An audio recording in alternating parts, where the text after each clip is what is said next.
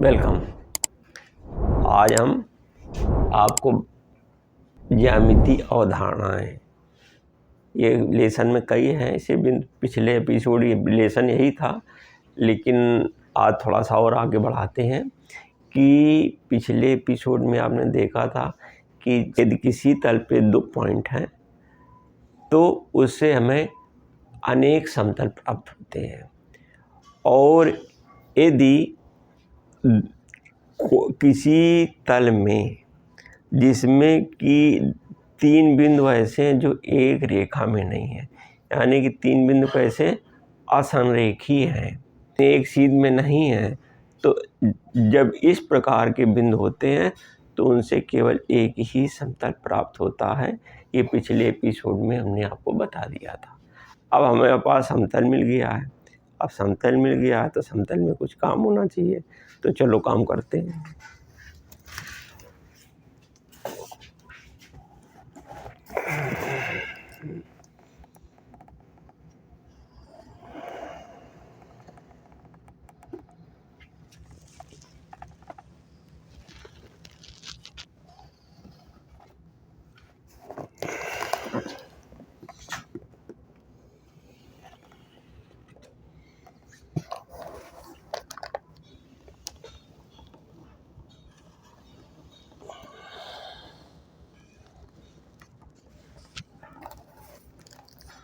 ये देखिए,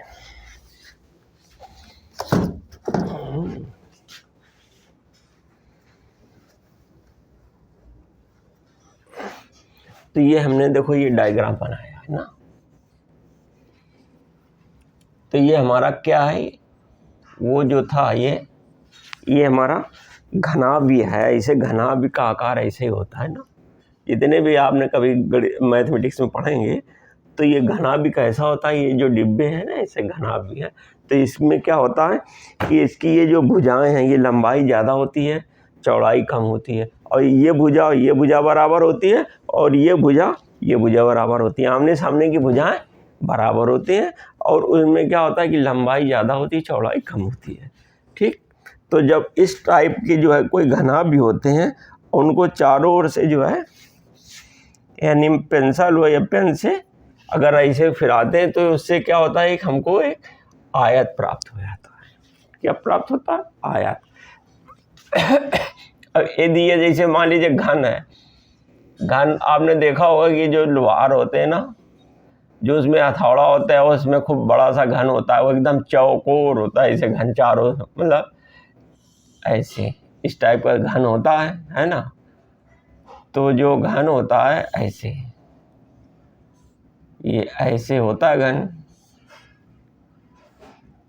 ये घन होता है।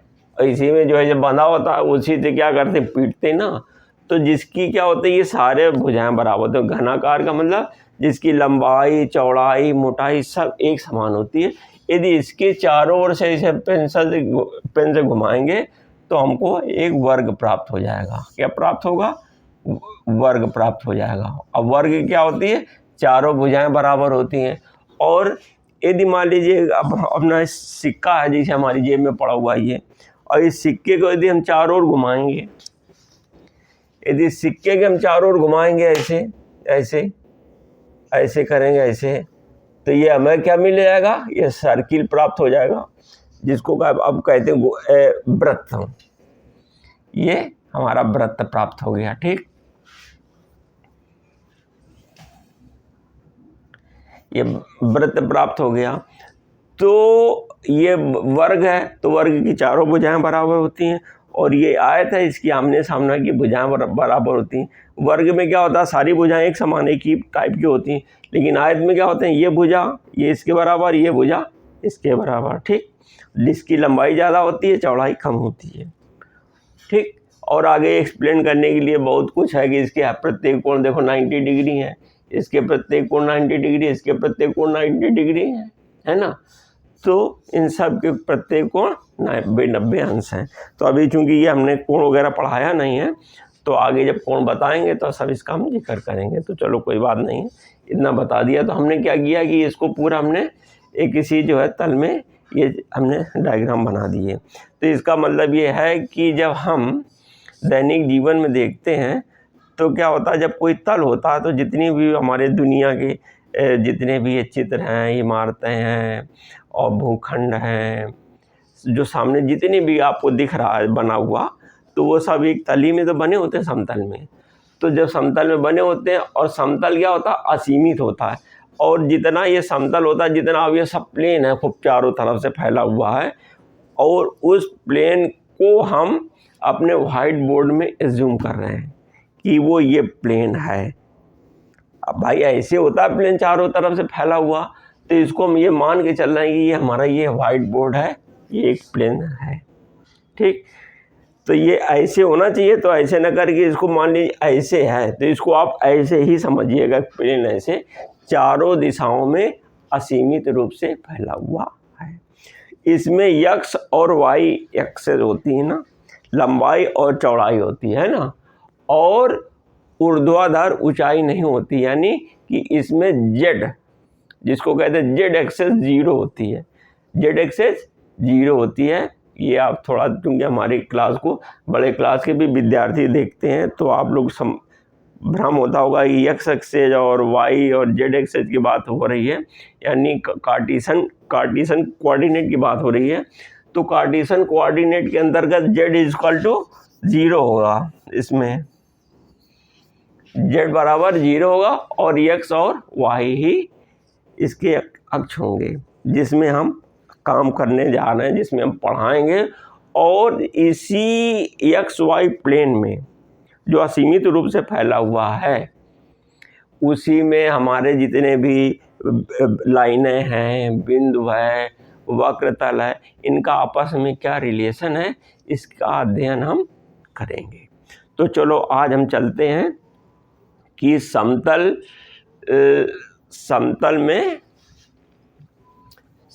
के क्या होते हैं गुण। समतल के हम गुण बताने जा रहे हैं कि समतल के क्या गुण होते हैं।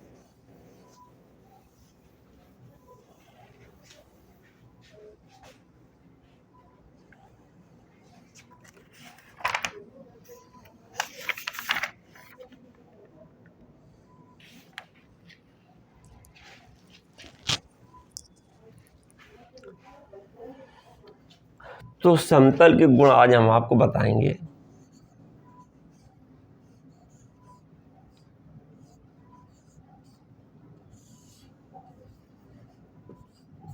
समतल के गुण,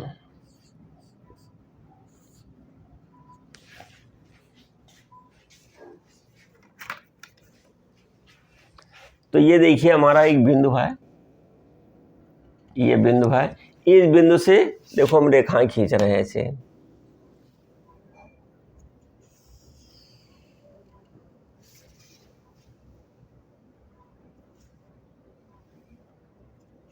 ये देखो रेखाएं खींच रहे हैं ऐसे, यानी कि जितनी ये हमारी रेखाएं हैं सब एक ही बिंदु से होकर के जा रही हैं, है ना।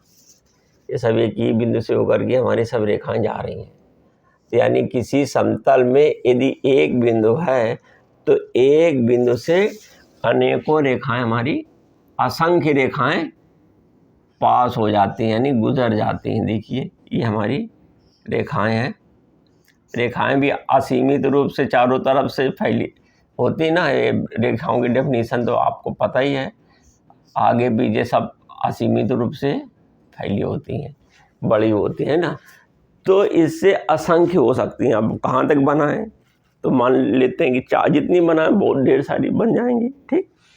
तो इसको हम आर पॉइंट ये दे रहे हैं कि आर बिंदु से होकर के बहुत ढेर सारी हमारी जो है रेखाएं गुजर सकती हैं। तो यानी एक समतल में कोई एक बिंदु दिया है, उससे अनेकों असंख्य रेखाएं हम खींच सकते हैं। अब मान लीजिए एक समतल, अब समतल है तो उसमें मान लीजिए एक पॉइंट हमने ये ले लिया, ठीक। और यदि एक पॉइंट ये ले लिया हमने, ऐसे ऐसे हमने ले लिया, 2 पॉइंट ले लिए। अब इससे क्या करेंगे, ये जैसे एक पॉइंट है, जैसे तमाम रेखाएं खींचेंगे।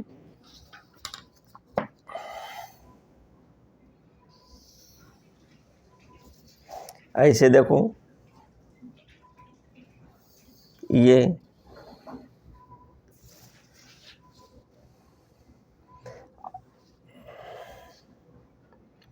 ये देखो, तो ये तो आपको पता ही है कि एक पॉइंट से असंख्य रेखाएं खींची जा सकती हैं, है ना। जब एक पॉइंट से असंख्य रेखाएं खींची जा सकती हैं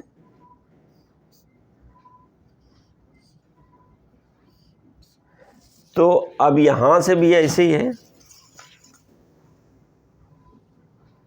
इससे भी हम असंख्य रेखाएं खींच सकते हैं। ये है, एक पॉइंट से जितनी चाहें आप हम उतनी रेखाएं हम खींच सकते हैं। ये है,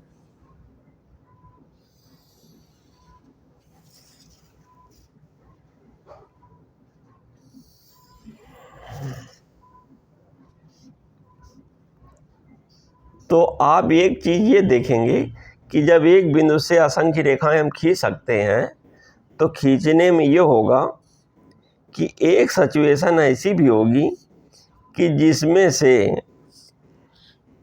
कोई रेखा ऐसी होगी कि जो कि इसके सीध में पड़ जाएगी। देखना, ये रेखा खींच रहे हैं ना, ऐसे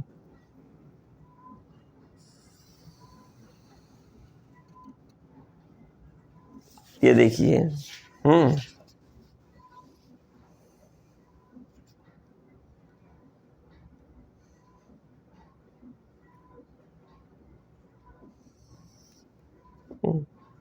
ऐसे देखो, ऐसे करेंगे ना, ऐसे ये ऐसे भी हो सकता है। ये रेखा हमारी ऐसे, ये हमारी सीधी जाएगी रेखा ऐसे, ये ऐसे,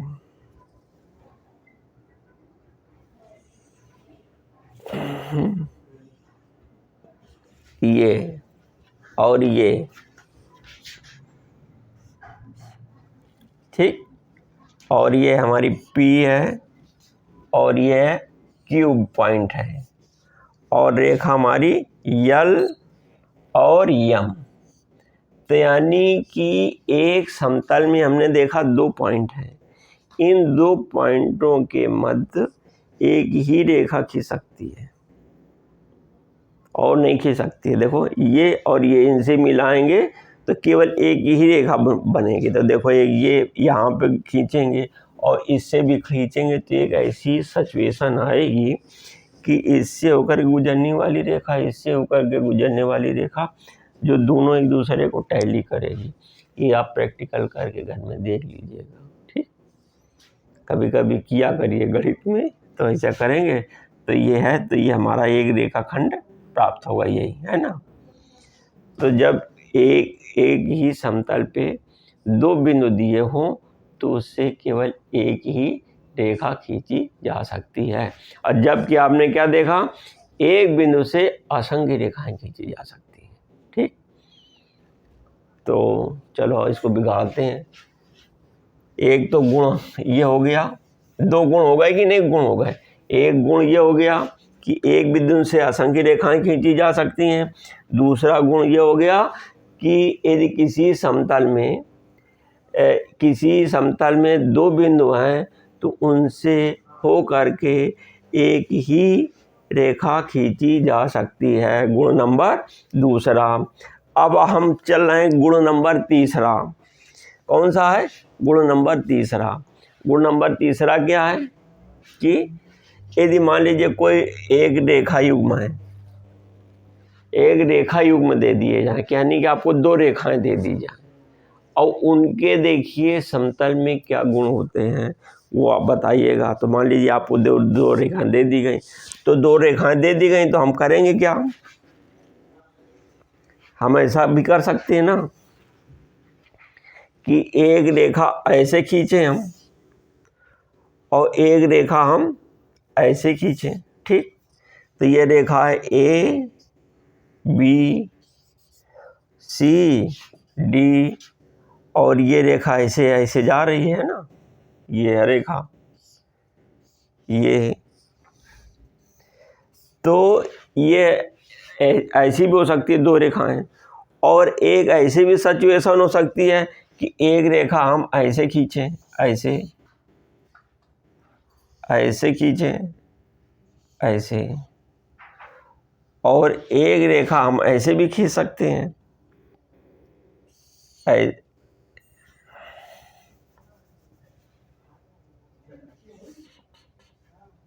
ऐसे भी खींच सकते हैं ना,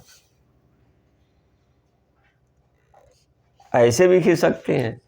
तो आप क्या देखेंगे, जब दो रेखाएं हमारी ऐसे हैं तो इनको हम मिलाते हैं ऐसे ऐसे, आगे मिलाएंगे। तो जब मिलाएंगे ऐसे ऐसे मिलाएंगे आगे, तो अब इसको भी ऐसे ऐसे आगे मिलाएंगे। तो ये देखो यहाँ पर ये आगे भी एक बिंदु पे काटती है, ठीक। ये भी हो गया कि इस रेखा को यदि आगे मिलाएंगे और इस रेखा को आगे मिलाएंगे तो इसका नाम हम रख दें ई एफ, और इसका नाम है जी एच, ठीक। ये दो रेखाएं हैं, एक जी एच रेखा और ई एफ रेखा, इनको हमने आगे मिलाया तो ये हमारी यहाँ पर काट रही हैं। अब इसी तरीके से एक और भी सिचुएशन हो सकती है, क्या कि यदि मान लीजिए एक रेखा ऐसे जा रही है, ऐसे एक रेखा ऐसे जा रही है और एक रेखा ऐसे भी जा रही है कि पहले देखो ये रेखा एक दूसरे को काट रही थी। पहले क्या था कि हमने सीधे एक रेखा के युग में थे मेरे पास, उसमें क्या किया कि दोनों को सीधे क्रॉस कर दिया, तो ये हो गया। अब हमने क्या किया, क्रॉस नहीं किया, ऐसे ही हमने रेखाएं ये डाल दी, ये रेखा बना दी प्लेन में, ये प्लेन बना दी, और इन दोनों रेखाओं को हमने आगे बढ़ाया तो वो हमारा किसी एक बिंदु पे काटने लगी। और इसी तरीके से मान लीजिए हम ऐसे भी कर सकते हैं कि ये दो रेखाएं हम खींच देंगे, ये देखो, तो ये दो रेखाएं यदि हम खींचे हैं और ऐसे ये खींची हैं ये, और ये ऐसी सिचुएशन हो सकती है कि दो ये रेखाएं आपस में कहीं ना मिले, ये दोनों रेखाएं आपस में कहीं ना मिले, ऐसे ऐसे खूब आगे बढ़ाएं हम, ऐसे इसको भी आगे खूब बढ़ाएं और इसको आगे पीछे खूब बढ़ा के देख रहे हैं। तो जब इन सबको आगे पीछे बढ़ा के देख रहे हैं तो ये क्या है कि इस रेखाएं आपस में एक दूसरे से कहीं काट नहीं रही हैं। जब ये कहीं काट नहीं रही हैं तो इसके मतलब है कि ये दोनों रेखाएं एक दूसरे के बराबर दूरी पर स्थित हैं, जिसको इसको कहते हैं आई और इसको कहते हैं जे, और इस आई और जे इस रेखा का नाम दे दिया और इसको हम नाम दे दिया के और यल, ठीक। तो ये दो ऐसी रेखाएं हैं आई जे और के यल जो कि एक दूसरे को आपस में काट नहीं रही हैं। तो इस प्रकार की रेखाओं को हम समानांतर रेखा कहते हैं। इसके मतलब यहाँ से यहाँ तक की, यहाँ से यहाँ तक की दूरियाँ बराबर दूरी पर हैं। ये रेखा और इस रेखा से कहीं बराबर दूरी पर खिंची हुई है। तो जब यहाँ से भी ये देखो ये बराबर है, कहीं झुकी नहीं है, मतलब इतनी सीधी है, दोनों रेखाएं सीधी हैं और बराबर डिस्टेंस पे है। यदि यहाँ से यहाँ तक ये 4 सेंटीमीटर है, मान लीजिए 4 सेंटीमीटर डिस्टेंस है ये ना, तो ये भी 4 सेंटीमीटर, यहाँ भी 4 सेंटीमीटर, तो मतलब ये सब 4 सेंटीमीटर से डिस्टेंस पे हैं, जिसकी वजह से ये कहीं पे काटती नहीं है। समान अंतर, तो ये प्रकार की रेखाओं कहते हैं समानांतर। इसके मतलब समान अंतर में है, एक ही अंतर पे, हर मतलब कि हर एक 4-4 सेंटीमीटर इससे पहली वाली रेखा से दूसरी वाली रेखा की डिस्टेंस 4 सेंटीमीटर ही रहती है।